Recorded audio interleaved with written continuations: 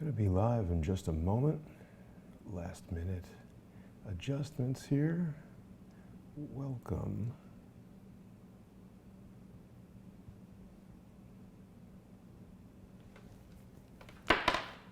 To the wild world of constantly moving around, constantly changing locations. And of course, the camera goes out. Give me just a moment, everyone. I apologize, David is waiting for us. Low battery, oh no.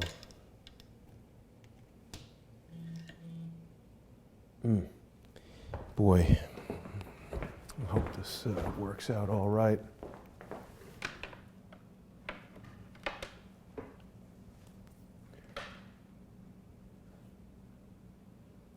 Okay, welcome everyone. We're going to be getting David on the line in just a moment here. I know he's waiting for me. Thanks everyone for joining this morning. David's going to have us looking at the metamorphosis of the Imperial brain, which began in the London post office. And hello, David. How are you? I apologize for the late start this morning. It's been an extremely hectic day. Can you hear me, David? Now, something's wrong because I cannot hear you. Oh, all right. Let me just see if I can wiggle my slots. It's always something, isn't it? How's that? David, can you hear me? Yes? Bizarre. I hear nothing. I can hear you. I have no idea what's going on. How can I not be hearing this? I said mic on. Go. I know exactly why I'm not hearing you. Okay. Let's see. Can you hear me now, David? Yes, I can. Okay, we're going to go with this. I'm sorry to keep everyone waiting. All these slight delays there. David, it's lovely to see you. Welcome to Wednesday. This is... Thank you, Jason. Yeah, sort of our new show that we've done. Of course, you and I, every Friday, are doing a show that begins on YouTube and Periscope and Facebook and all of the lovely different venues upon which we broadcast. And then we transition, of course, to Patreon. Now, David, I don't know if we've been discussing this very much so far, you and I, but there's been a huge dust-up with Patreon the past 2 weeks. Basically, they have taken a political stance and they've banned a very popular, actually one of your countrymen, a British guy, named Carl Benjamin, who is a blogger and a free speech advocate. And they've basically totally terminated his account due to the use of a naughty word, which, although I don't think it was wise for him to use that word, I don't really agree with that type of behavior. And there has been a huge backlash against Patreon. And I don't know how you've been faring on Patreon, but certainly Crowdsource the Truth has been getting shellacked. A lot of people canceling their support on Patreon. And I'm looking, David, for some alternatives for us to use. In the interim, while we're waiting for those alternatives to come online and things to be available, I hope that people will stay with us through December at very least. People can sponsor David by going to patreon.com/reverse CSI storyboards. And it's very important that David has our support. He's working constantly doing this research, and I certainly couldn't do this show without David, so people can go to patreon.com/reverse CSI storyboards and sponsor David there. Of course, Crowdsource the Truth can be sponsored at patreon.com/crowdsource the truth. David, you've prepared a bunch of material for us today that has to do with the Imperial brain, the Imperial bridge, and the London post office. Is that correct? Yes, and if I may backtrack a little bit, because what you just described with respect to Patreon, although at first blush it may not look evident, but I see a link to the diversion of Able Danger, you know, the group that I kind of started with Phil McConnell. Yes. Back in December of 2006, where I first contacted him. I think we were introduced to a man by the name of Dan Hanley, which I believe you've interviewed. Yes. And to the extent that of course I didn't control, but the extent I shaped the direction of Able Danger, I sort of coined a phrase, cloud-centric crime scene investigation, which is perhaps a bit technical, it's a bit verbal, et cetera, but it means precisely what I meant. I meant what I wanted to do, which is to look at crime scene investigations without getting hung up on sex, race, creed, color, number of the legs. particular number of legs of the sexually deviant community and all the rest of it, because that's not relevant to the crime. What I've been up against, and I think what you've been up against, I think what Able Danger has been up against, and what Patreon may be up against, is the brilliant counterintelligence organizations that were formed in the United Kingdom prior to World War I and World War II. And with that picture of the post office, I think we can track it back to something like 1653, when the secret office of the post office was set up to intercept the mail moving through the United Kingdom. And of course, once you've intercepted the mail, well, you can add postscripts and you can subtract postscripts. And in fact, the very famous man in the middle attack emerged in the 16th century with poor little Mary, Queen of Scots, who the spy master of Elizabeth I, Queen Elizabeth I, Sir Francis Walsingham, forged a postscript that made it look like Mary was wanted her half-sister killed. Anyway, fast forward to the present, we should be very, very attentive, and that is to say all the people who supported and used Patreon, including the managers of Patreon or the owners of Patreon, the owners of Able Danger, whoever they are. It's not me. I mean, there's a certain amount of my material on it, because we're being targeted probably by the most effective propaganda and counterintelligence machine the world has ever seen, and its name is QinetiQ. QinetiQ, right? Now, what has QinetiQ got that makes it so dangerous? Well, it's got a patent that you and I have talked about. The patent is called Social Engineering Protection Appliance, and it hoovers around, if that's the right word. Do Americans understand what hoovering means? Well, I mean, I know that you mean vacuuming up, because Hoover is the company that makes the vacuums. Yeah, that's right. So, but perhaps we should reference Dyson, since he's British. Yeah, sure. Well, the British are always under attack. Well, the English are particularly under attack by the French and the Scottish. The oldest military alliance in the world is the old AULD alliance of the 14th century, where the French, and I'm just, again, tongue-in-cheek, I'm a little sometimes frivolous. The Scottish and the French always complaining about the nasty English, but they combined together. They probably combined together in one form or another the Battle of Hastings. But they've run a military alliance ever since. And often people will say, well, the Jews done it, and da-da-da-da-da. And I'm saying there's a group of people a lot more dangerous to the English than the Jews, and that's the Scottish and the French. But I'm being frivolous. The point is, once you can get inside the mail system and you can intercept letters, you can steam them open, you can see the right? You take that technology in the post office, the general post office, and then you morph it as telecommunications emerges, the cable telegraph and the wireless telegraph, then Telesat, I think, or Telstar, and then the Federal Bridge today. You basically got an imperial brain that has never, said Jason, been more powerful. And by imperial, I mean the British Empire, right?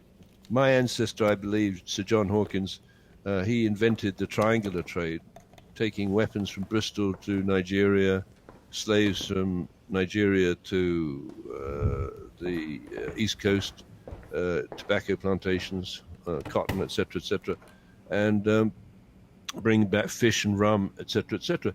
So the British Empire was a trading empire from day one. It's a little island, right? And to consolidate and enforce debt collection, for example, in my opinion, it put together probably the best assassination network, the most effective assassination network the world has ever seen, right? Fast forward to the present, you've now got this technology of the internet where QinetiQ, I think it bought a company called Cyveillance, Cyveillance, and it shouldn't be much of a surprise for people to understand this is cyber surveillance, So they're watching you, Jason. They're watching me. They're watching the Able Damer team. They're watching Patreon, and they're seeing if they can break up any truth movement, if you will, that is teasing out the truth from the facts of the crime scene. Now, the post office, the General Post Office, had an instrument room in the 1840s or 1850s where all the cables, the telegraph cables, came in, and the telegraph clerks would transpose the signals coming, through the wire, so to speak, tape out the telegraph, and then little telegraph boys would run or deliver the telegraph to, the aristocratic homes. Generally, it was the bankers and the wealthy who used the telegraph system. The peasants, they didn't have the access that is so easy now. And effectively, you had an extraordinarily effective, I would say, surveillance network. And something else that crept in the 1880s, I would say, is that these little telegraph boys were used to set sexual traps, right? Because, for example, there was a very famous male brothel, children's brothel, run in London, where a lot of aristocrats would show up. They would have relations with little boys, right, that were telegraph boys, and those telegraph boys would become the spies of the future, because now they had an inside track into the aristocrats or the wealthy bankers' homes. So the City of London became an extraordinarily effective espionage, trading, and finance center. And relatively recently, in the 1990s, I would say, there was a trust set up called what I've called SERCO's patented Imperial Trust, that actually met on the 47th floor of the North Tower. And this had grown out of evolved from the post office's systematic spying and deciphering of communications that were coming through this huge and wonderful building that you see in the picture. Right? Well, that's what I wanted to ask you, David. Is this the correct post office for London that I've found? Yes, that's the main post office. I think that's been pulled down now, and it's replaced by something else. It was a pretty inconvenient, noisy, smelly building, but I think it was 140 yards across the front facade. So it was a vast building, and it was within it, I would argue, was the Imperial brain. There's something else intriguing. Sorry to interrupt, David, but there's something else quite intriguing about this image. This building, it looks to me like a building you would see in Washington, D.C. It's essentially exactly the same as many. I mean, it almost looks like the White House. Well, no coincidences. The architect of the Capitol building, and this is sort of Greek revival, I don't know if that's the right term. I'm not an architect. But while you mention that, the architect of the Capitol building, which was incidentally the target in the Amalgam Virgo war game, and I believe it was the target on 911 for that fourth plane, was Dr. William Thornton, right? And he was the first superintendent of the patent office. Now, we can go to lots of places here, but he wasn't exactly a regular upright citizen, because in 1811, which I think was the year when N.M. Rothschild was founded in London, he was approached by a guy who had invented a rifle, and he refused to issue the patent for the rifle until his name had been added. So you had corruption already, and this guy was, I think, Anglo-Irish. So you had English or Anglo infiltration of the United States Patent Office from the time of its formation. In 1836, the United States Patent Office was burnt down. Very interestingly, America lost the first 10,000 patents, copyrights, models, trademarks, but I speculate that maybe before burning it down, the British had actually commandeered the 10,000 patents and taken back to the UK to help supercharge the Industrial Revolution. Does that make sense? Well, yes, and I mean, I appreciate you going over that again, because it's something that we've spoken about before, but I really do appreciate, I think, calling it repetitive is almost a negative connotation. It's that we're building on and reiterating some of these complex ideas that you've shared with us. And then there's always these little things that kind of like stick with me. So sometimes when you mention something again, it raises a new thought. Now, I was in Washington, D.C. yesterday, David, for General Flynn's sentencing hearing, which was a whole other interesting topic that we could talk about. But I noticed a truck, sort of like a kind of like a pickup truck with like a service truck, you know, a construction kind of a vehicle. And I've seen this before, but it had a logo for, I mean, I guess what was obviously a company called Architect of the Capitol. And then when you just mentioned it right now, I looked it up, and these guys are, you know, stone and metal. I mean, I guess they're just doing construction on the Capitol, and the, you know, there's a bunch of office buildings associated with the Capitol as well. So these guys are renewing the Cannon building. And, you know, when you go into these congressional buildings, they have a lot of, I mean, a real lot of photography of the construction of the buildings. Because I guess, you know, right around the 17 whatevers when they were building all this stuff, photography was sort of like the newest technology. So if you were building a new city and had all this money to make these amazing buildings, you'd be like, oh yeah, get one of those, you know, photographers over here and take some pictures of the construction. So there's quite a lot of documentation of it, and it's interesting that we have this company called the Architect of the Capitol. Yeah, that's right. And you were, I believe, in Washington, was it, for the Flynn hearing? Yep. Okay, now you mentioned the name of a woman. She's 80 years old. She's black. She's an activist. Oh yeah. And I checked her bio. What was the name of that woman? That was during the Mark Meadows hearing last week. That was Eleanor Norton Holmes. She's a Democratic congresswoman who was a Yale law professor who I believe Hillary Clinton studied under, and she was just like a mean old lady is how she came across in that. Let me just jump in there and explain how mean she might be. I think she was chairman of the EEOC. Yes, correct. Which is the Equal Employment Opportunity Commission. Yes. And let me tell you a little bit about the EEOC, because we're talking about 9/11, amongst other things. Okay. On 9/11. It had offices in the building number 7. Oh, wow. Right. As far as I can tell, was shared with the Small Business Administration. The chief operating officer of the EEOC on 9/11 was a woman called Leonora Guaria, who's the lesbian girlfriend of Christine Marcy, who was the chief operating officer of the Small Business Administration.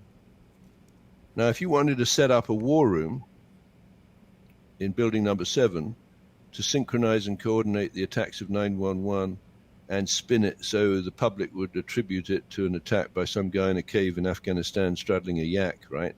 Totally beyond his capability, his knowledge, his experience, and his intelligence, but the public is easily spun because you have organizations like QinetiQ, right? Now, these two women, I believe, if I recollect feel correctly, used to go on tours of Romanian orphanages. How do I spell that woman's name, David? Leonora, Leonara, Guaria, Guarria, I think. And if you put EEOC, she'll pop up somewhere. I might not have the spelling exactly right. Let's see if we can find it. Now, Christine Marcy, remember, has a husband, right, who is a prosecuting attorney rumored to throw cases, which would be typical of the Department of Justice, which in my book is totally discredited, mostly because it's created this organization, this man in, well, I don't know whether you should call it a man in the Here's middle. Here's a man in the middle. This organization. It's DOJ Pride, there we are. We've got Carrie Dominguez, we've got Leonora Guara, and then there's a man in the middle. Just like Dick Cheney in the Presidential Emergency Operating Center on the morning of 9/11 was between Condoleezza Rice and Lynn Cheney, his wife. Now, were you aware that Lynn Cheney wrote a novel called The Sisters, which allegedly, maybe you could get a copy, describes a violent lesbian encounter during the Wild West? I did not know that, but I did know that Dick Cheney and Lynn Cheney have a daughter who is a lesbian, who was sort of the source of some controversy during the presidency. I mean, that was a time where I think LGBTQ debates were not as at the forefront as they are right now.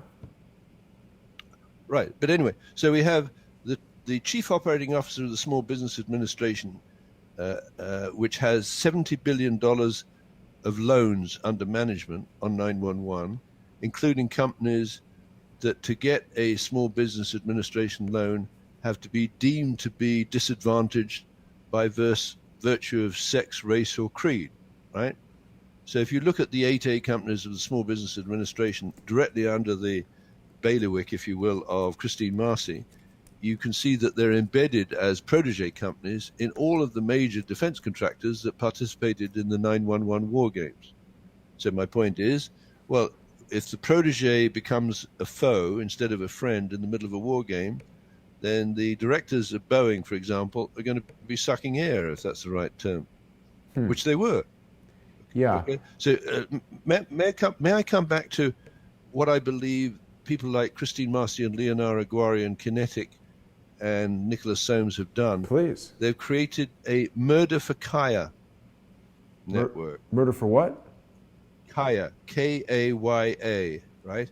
And I did send you before the show a picture, a little graphical image, maybe we could show that up, of what Kaya stands for. And I'd like to explain to the audience, and I'm somewhat arrogantly going to say this, Jason. I believe your interview with Field McConnell had the highest number of hits in your history. Is that correct? The very first one I did with Field, that's right, is currently the most viewed video on Crowdsource the Truth's YouTube channel. Right. And it actually just recently overtook an interview with Quinn Michaels, another guy who switched from friend to foe for reasons that I can't explain. Well, what I'm coming back to is the idea that QinetiQ, through its social engineering protection appliance, can switch friend or foe propaganda online in a microsecond. Suddenly you were getting bombarded with suspicion, half libelous, but basically discrediting you. They haven't come after me yet. I'm not sure they're ready to, maybe I'm being arrogant. I'm not sure. I'm certainly not perfect, but it's rather difficult to talk propaganda about someone who invented the deductive computing machine. Well, the thing that I don't understand about it, David, is I've personally met both of these individuals, Field McConnell and Quinn Michaels. And in addition to the work that we've done together on YouTube and elsewhere, I don't understand why these guys started acting this way. Quinn became upset with me during a broadcast, and we got into an argument, and I called him, and he refused to talk to me to work it out. Field allowed members of Able Danger to post a totally false article, and I asked him to ask them to take it down, and he refused to do that.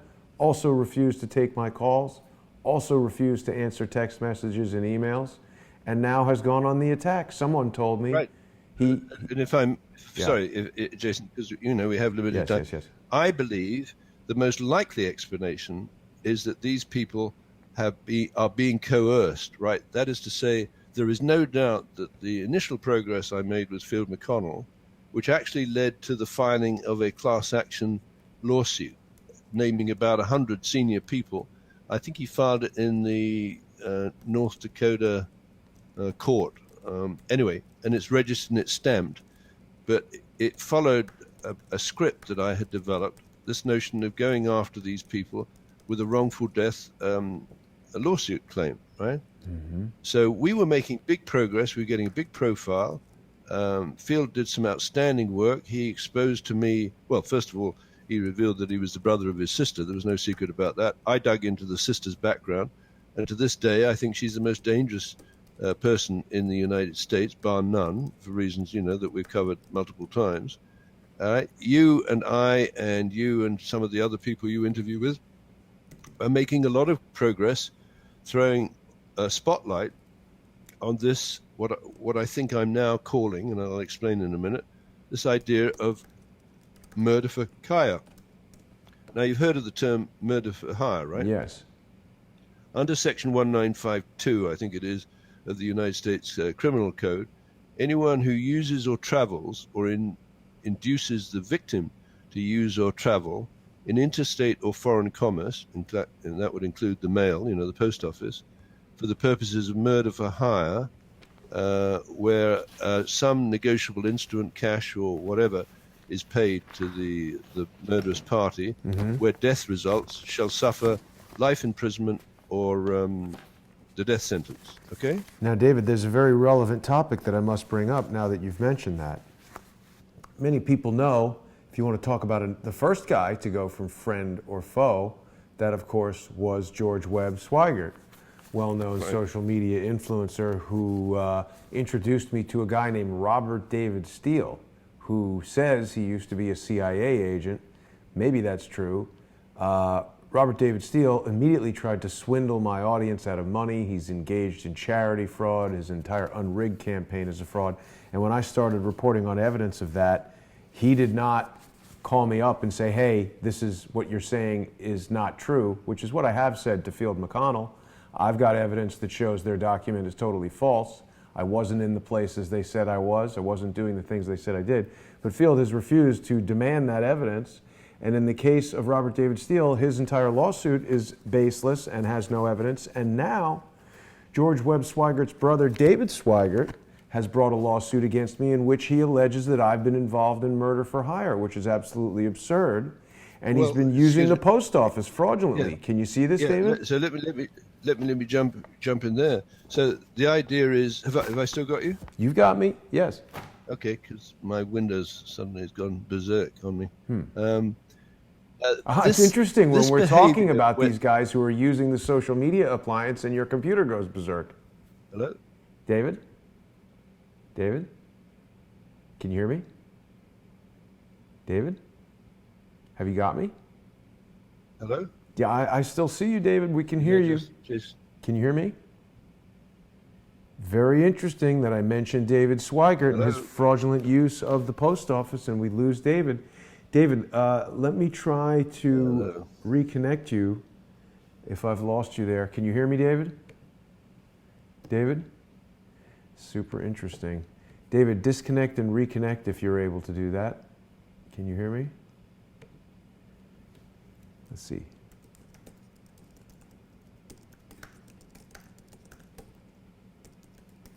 It's very interesting. Let's see if David gets that chat comment. We don't usually use chat on this video service. Can you see that, David? Can you hear me, David? Maybe if you disconnect and then come back in, it will work. Let's see. Let's stop. Okay. I think he got the message.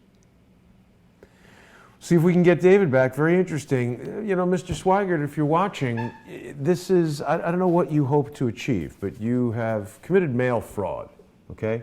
You've got a registered address with the post office. You've made videos attempting to demonstrate that you somehow retain access to that post office box, but the postal inspector who I spoke to said you do not own that box, that you are, they do hit me a lot, Duffy, it's true.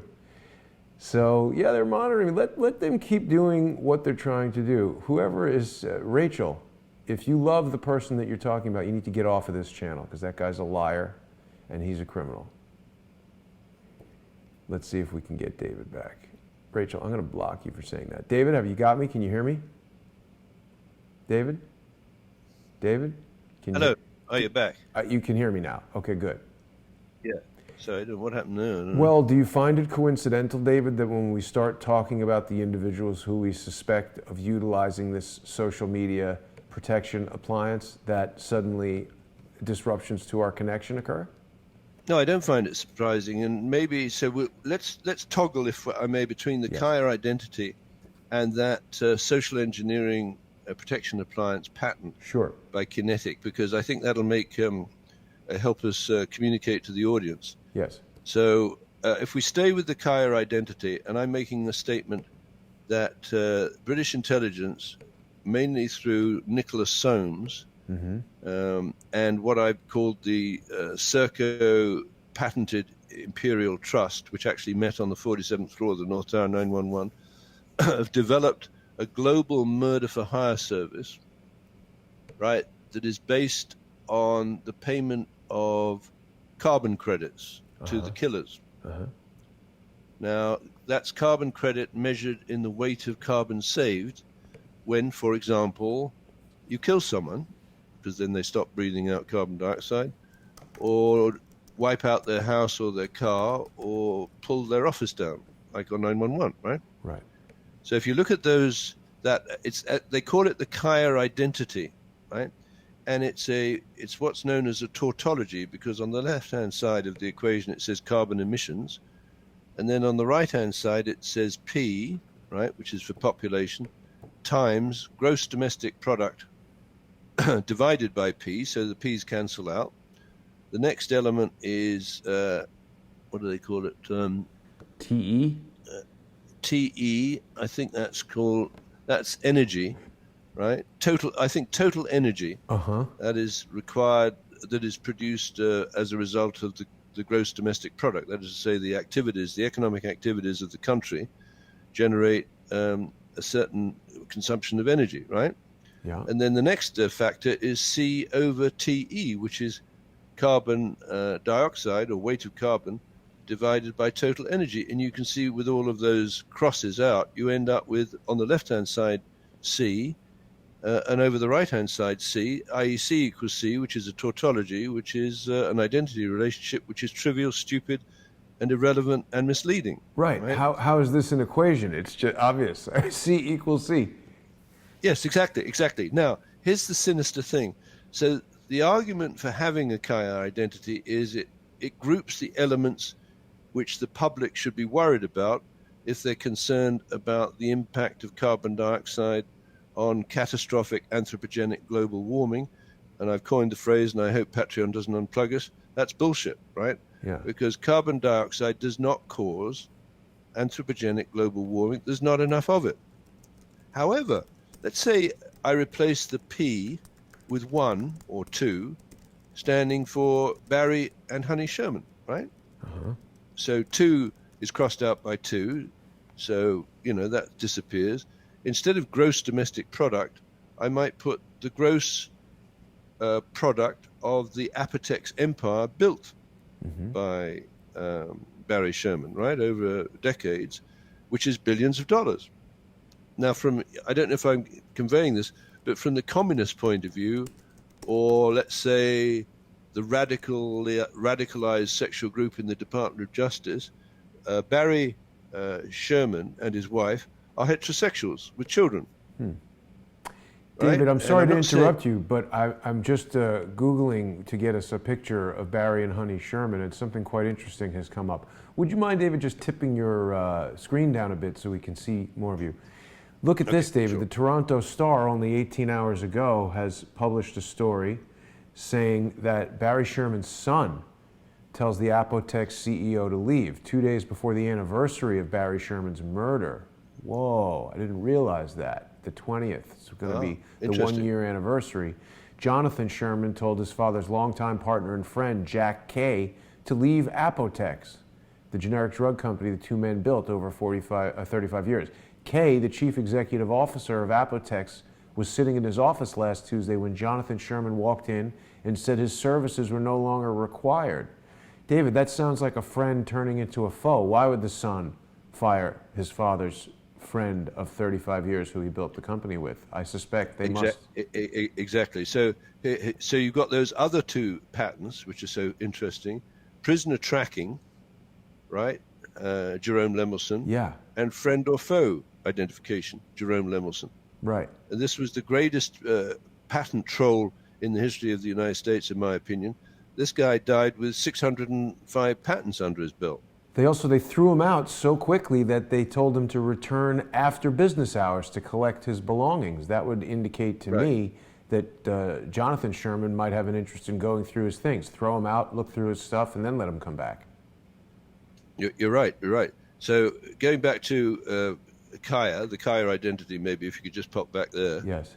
Let me explain why this could be the basis for an extraordinarily effective way of concealing a murder-for-hire network where the negotiable instrument is not cash that can be tracked through a bank account, but a carbon credit measured in the terms of the weight of carbon saved by knocking off Barry and Honey Sherman.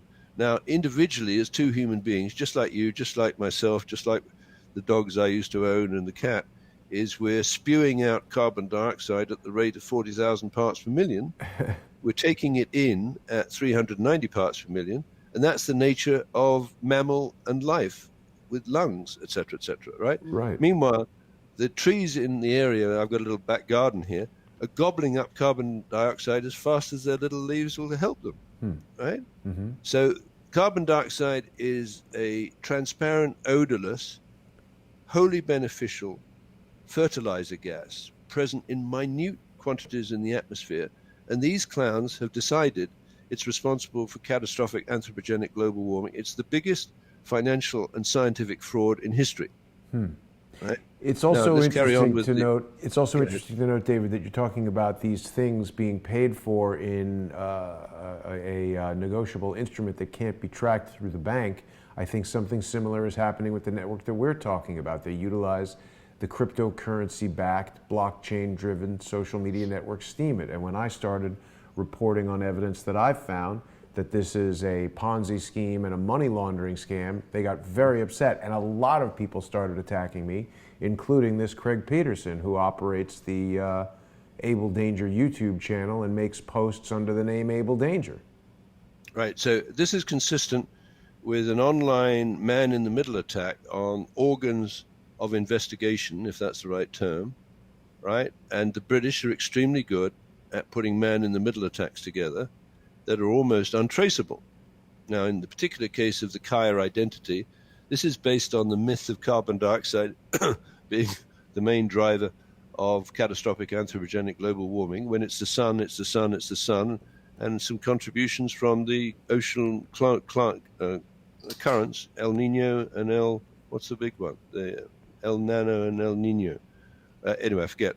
So total energy divided by gross domestic product. Now, in the case of the Shermans, of course, the total energy, they live in a big house, right? Mm-hmm. Therefore, they're using a lot more energy than should be meted out to them by the communists, right? Who want to restrict the amount of energy used, right? And then over the next, you've got this C. So C equals C, but they can deem the C of Barry and Honey Sherman to be way in excess of what they should be allowed to if they were impoverished voters for the Democratic Party, if you see what I mean. Right. I think the thing that's a little bit difficult for people to wrap their brains around, David, is, I mean, obviously, the Shermans were murdered. We know that from the police investigation and just the nature of the way the whole thing went on. And it was a contract hit. Right. But the point is, I think people have a difficult time really wrapping their brains around the notion that that was done just to reduce their... Sorry, David. Don't. Sorry, maybe I'm not making myself clear. It's not that it was done to realize a certain amount of carbon dioxide. They were killed for multiple reasons. One is they'd taken on the patent portfolio of these big drug companies. Right. So the big drug companies needed, or there was a motive for the big drug companies to whack him. In fact, he frequently said he didn't know why someone had killed him. The issue with the Kaya identity is, how do you pay the contract killers? Uh-huh. He said, right? He didn't know why someone hadn't killed him? Yeah. Wow. When did he say that? That's crazy. Well, if you Google Barry Sherman, I think it was something like he didn't know why someone hadn't paid $1,000 to have him, have him killed, etc. There's some reference to it. So he knew that he was a target. He was a deeply unpopular man by Big Pharma, right? Mm-hmm. Now, the question with, let me back up now. Saul Alinsky, for example, he had a great friend in the mob in Chicago, and he was questioning why Frank Nitti, I think it was, would bring in an outside killer to take care of business inside Chicago. And this guy, who's a friend of Al Capone or contemporary of Al Capone, maybe Capone was in jail at the time, he said, well, I could use my own men, but then they know the widow, and then there's crying, and there's a whole bunch of things. It's always best to get someone from out of town to come in. We take him to the place where the target is sitting. He puts a couple of bullets in his belly and he's gone, right? And it's nice and clean, and that's the way it's done. So contract killing or murder for hire requires a tremendous effort to conceal the payment to the killers. So I want to separate those two issues. The Kaya identity is a vehicle or a method by which contract killers can get compensated because they can demonstrate that they've realized a certain weight of carbon saved, right? And then they can sell that onto the international trading markets in carbon, right? That's how they get their money out, and it's almost untraceable. Right. Untraceable, right. That's the key. That's the key. So the beauty of them introducing the concept that carbon dioxide saving is a valuable service to humanity, they've now created a negotiable instrument whereby people who kill people can actually collect their payments through a negotiable instrument called carbon credits. But what would what would the average contract killer do with carbon credits? How do they buy food or? He'd sell it to the companies that need it. So let me back up to this trust that has been set up. If you go to that Amitis patent, which talks about security and carbon credits, right? So there's a patent taken out by Cantor Fitzgerald, PH, right? And in the title line of the patent, it talks about security and carbon credits. Methods and systems for combining securities and carbon credits. You got it. And very interesting, you go through the abstract, and it's a mechanism that's been patented by CFPH, and people should remember Cantor Fitzgerald lost 658 of its employees at the top of the North Tower on the morning of 9/11, but the chief executive officer, Howard Lutnick, was out of the office taking his child to school. Very suspicious, right? So Howard Lutnick has a patent for interactive wagering on event outcomes, right? And CFPH has a patent on taking care of a security with carbon credits. So if, for example, you have a trust with shares in Boeing, well, Boeing produces planes, and planes spew carbon dioxide. So it would be in violation, if you will, of the carbon cap set by the climate apologists, if you will. Yeah. One way that you can keep Boeing on your investment portfolio is forcing it to buy carbon credits. So how do you sell carbon credits to Boeing? Well, you knock one of their planes down. But the thing is, right? I think that they don't even need to force Boeing to buy the carbon credits. I've observed that airlines have this whole thing where they're trying to sell you carbon credits. Like when you fly. This is a racket. It's an extortion racket, right? Because what they're saying to the airlines is, we're not going to let you continue to fly unless you tax your passengers with a carbon tax, effectively.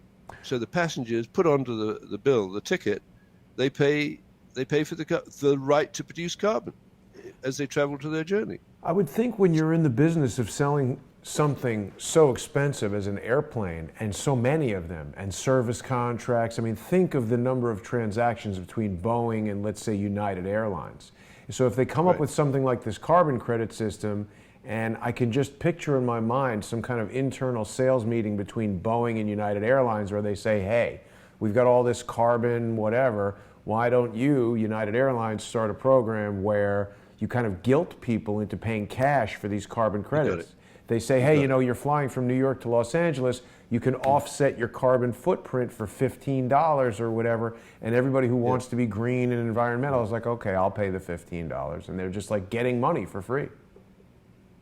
You're absolutely right. So again, it's a wonderful vehicle or instrument, and I call it the SERCO patented Imperial Trust, for transactions of carbon credit as measured by the weight of carbon saved, right? So the parties are forced to buy the carbon credit, right, from the parties who can prove that they've delivered a saving in carbon credit. And one way of delivering a saving in carbon credit is to kill someone, because they're not going to breathe anymore. I know it sounds horrendous. It reminds me of that,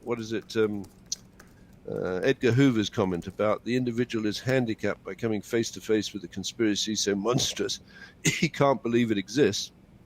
I think this scam with the carbon credit is exactly that. And it's administered through foreign and domestic commerce. It's basically the engine, the glue, or the catalyst for a murder for hire network run out of the United Kingdom. Wow. Wow. Well, and I mean, of course, now, the guy who has this patent, Lee Amides, you know, where is he listed on the patent, David? Is he? Actually, he's not, but he, I think, is the moving force behind many of CFPH's patents. Mm-hmm. So if you Google him for some of the other CFPH, because you see it says under assignee, yes. CFPH LLC, and then it says inventors. Now, whether they're the actual inventors or not is kind of immaterial, because if you go back to the Unabomber, there's a guy called Ted Nettling, who it is believed, and he was paid for the Unabomber bombings through the patent office, because it's a very difficult a very easy way of hiding money that has been realized for building bombs, etc., etc. Paid through the patent office? What do you mean? Well, when a patent is granted, the inventor receives a royalty when the patent is used. Huh. So any name that is placed on the list of inventors receives a benefit, but it's very difficult to trace or connect that benefit with the use of the patent, for example, to blow up the Pentagon. Huh. How do I spell Ted Nettling? Ted Dettling, Dettling. Oh, yes, is it Ted Dettling? Yes. There we go. Huh. Let's just try Ted Dettling. I've never heard of that guy before. Is this him? If you Google under all... Theodore Dettling, Akron, Ohio? Let me just double check what that name is. I'll carry on. There's an analysis of the Unabomber, which names this guy. It might be Ted Dettling or Ted Nettling, and he had about 5 patents attributed to him. His colleagues said he didn't have the technical knowledge for those patents, but it is believed that on his typewriter they wrote the Unabomber Manifesto. Huh. I'm sure you'll find it. My point is about the patents is that they are easy ways of distributing revenue to individuals who are assigned as inventors, and the patent itself becomes a very good tool for putting or building a crime site where the evidence of the movement of the money is almost totally hidden because it's gone through the patent office. Well, I'm definitely on board with this idea about them trying to, here we go. Oh, there we are. Part 1, CIA, FBI, and the cover-up. Just click on that. I've definitely observed their desire to use these sort of hidden payment systems, and I think cryptocurrency, particularly Steemit, is part of that. So this is Electric Caves. I've never seen this website before, but FBI, CIA, FBI, and the cover-up of the Unabomber. Yeah, now what's the guy's name? J. Ray Dettling. So it says there's J. Ray Dettling. Deposition from Daniel C. Pride in which he was able to also give a polygraph test to verify his declarations, supposedly by J. Ray Dettling of Saratoga, California. He's connected to the CIA and heavily involved in the Unabomber operation. Is that the guy? Right. Yes, that's the guy. So, not to avoid spending too much time on him, the general principle of this is to assemble a set of patented devices, pay the patentee or the assignee or the inventor for the use of those patented devices, but the key is who has custody of the patent at the time of the crime. Now, the Crown, that is to say the British Crown, under Crown rights rules, has the right to use any patented issues. So you remember when we go back to the Tizard mission of 1940, the British send their top scientists and a whole bunch of prototypes and drawings to America because the production capability of the British are being degraded by Luftwaffe bombings. Right? They give the patents or the patented devices or the concepts or the prototypes like the cavity magnetron to the American production companies, like RCA, and RCA gets the right to produce these patents, produce these devices, sell them at a great profit.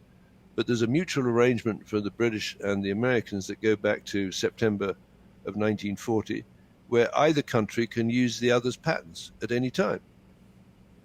Fast forward to the present, and what was described in that article about Ted Detling, and the Unabomber patents, it would appear Ray Detling.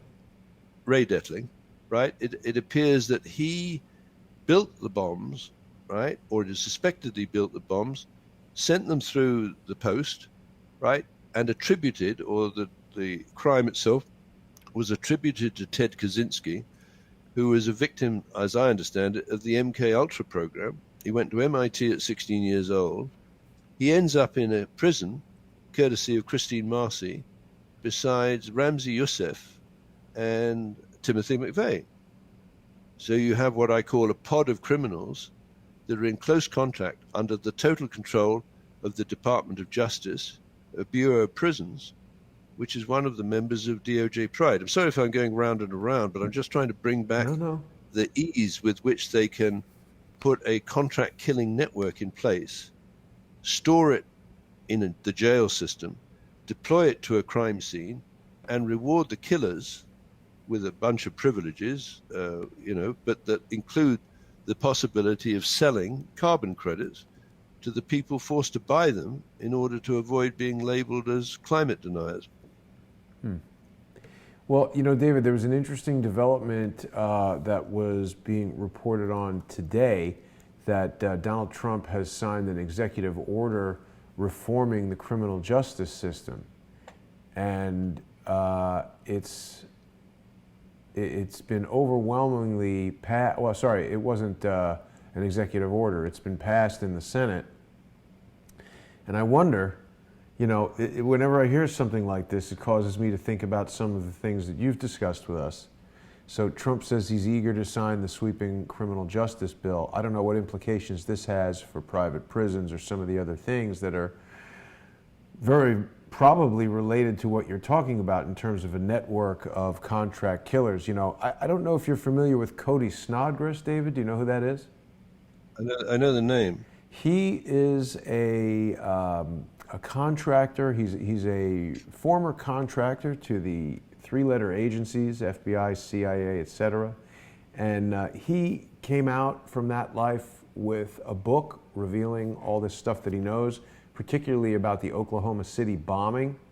And what he says, it was an umbrella operation where Timothy McVeigh was, setting off a bomb with that truck, which, Cody is an explosives expert. He knows all about RDX and C4 and how much of whatever type of material you need to explode whatever type of building in terms of the, energy it produces, etc. He says that fertilizer bomb, there's no way it could blow up a building like that in the way that it did, and that there was another group that was doing the actual destruction of the building, and that Timothy McVeigh was just the patsy. They always want to have a patsy to say, oh, it's this one crazy guy who did it, throw him in jail right away, put him to death, and that's the end of it. But Timothy McVeigh, maybe you know this, I don't think I knew this, he was like an Iraq war veteran, and there were tons of records in that building, that federal building, that Murrah building that were destroyed, related to Gulf War syndrome, and they realized that these vaccines they were giving to the U.S. soldiers to protect them from anthrax, because the United States had given weaponized anthrax to Saddam Hussein with all the sabotage spore powder and more aerosolized and everything that you've always spoken about. I should invite Cody to come on the show and be a guest so you and he could talk about some of this stuff. And incidentally, I'm an explosive expert too. Wow. Right. So I worked with Schlumberger. Oh, right. So I used to lecture on explosives, handle explosives, et cetera, et cetera. So I know a great deal, not about demolishing buildings, right? But geological stuff, right? Yeah, coming back to the Murrah building bomb, it appears there was a bomb placed under the daycare center. Right. Right. Now, in the offices in the building, it was the Federal Murrah building, I think, or something like that. Yeah. And it had offices of the ATF, alcohol, tobacco, firearms, and explosives. Now, ATF is one of the components of DOJ Pride, right?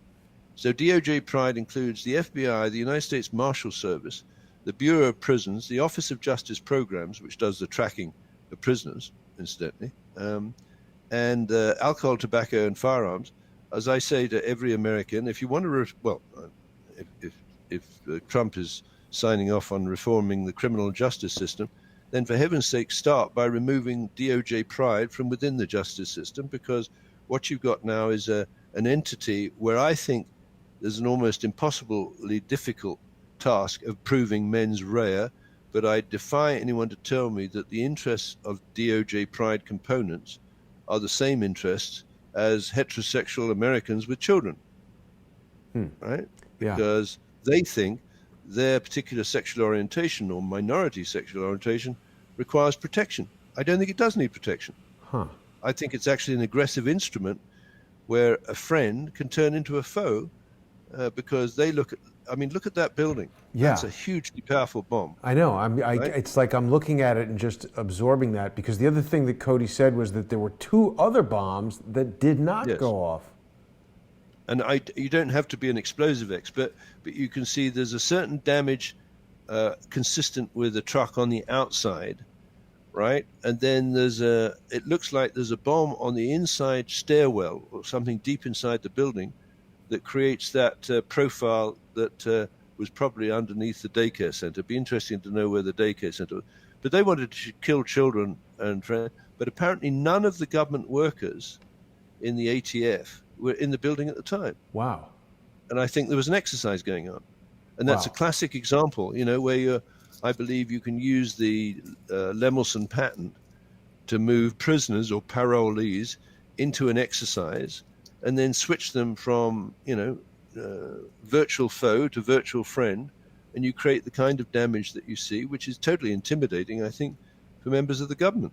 Well, not only that, David, Cody went on to say that the practice of targeting children is, Cody spoke about how he would do these types of jobs in foreign countries and everything because he saw it as enemies of the United States, et cetera, but he refused to do this because he didn't want to take action like this against the people of the United States. But he said that the murdering of children was done to have the deepest possible psychological effect on the local community.